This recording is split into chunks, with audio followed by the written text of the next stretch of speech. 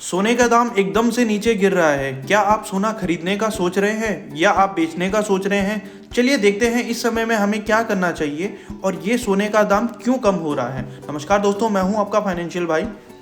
अगर आप सोने के दाम देखोगे, कोरोना महामारी के समय में सोना 58,000 के पास पहुंच गया था अगस्त के महीने में, जो कि आज तक का सबसे ज़्यादा दाम है।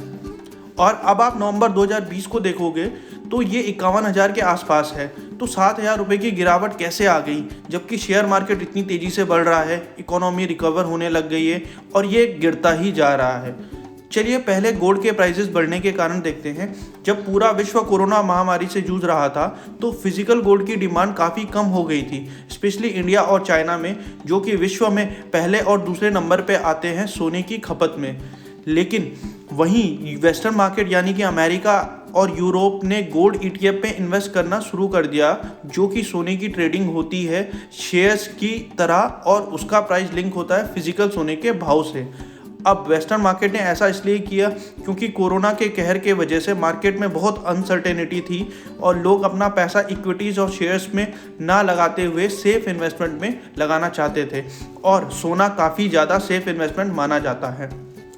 तो इससे क्या हुआ कि सोने के भाव एकदम से आसमान छूने लग गए। लेकिन अब सवाल ये आता है कि अब सोने के भाव क्यों गिर रहे हैं? कोरोना महामारी अभी भी नहीं गई है और इवन दूसरी लहर कोरोना की चल रही है।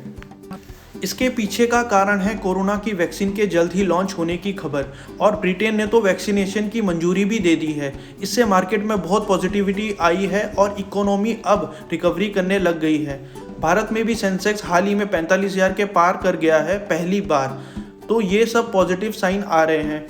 लोग अब फिर से शेयर मार्केट में इन्वेस्ट करने लग गए हैं और जो पैसा उन्होंने गोल्ड ETF पे लगाया था उसे निकाल रहे हैं और उसको इक्विटीज़ में लगा रहे हैं। अब लोग जब पैसा सोने से निकाल रहे हैं तो उसके भाव गिर रहे हैं। जो ये सोने में गिरावट है ये कम समय के लिए ही है।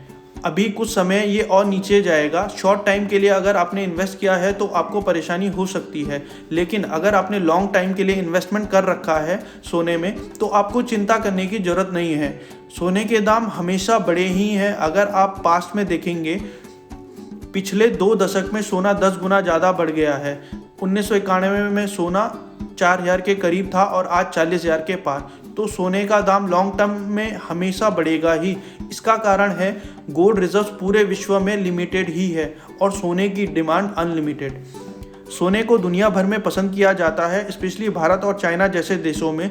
और सोने की डिमांड सिर्फ लोगों की नहीं बल्कि दुनिया भर के सेंट्रल बैंक्स की भी है। सोने को सेंट्रल बैंक्स रिजर्व्स के फॉर्म में रखते हैं।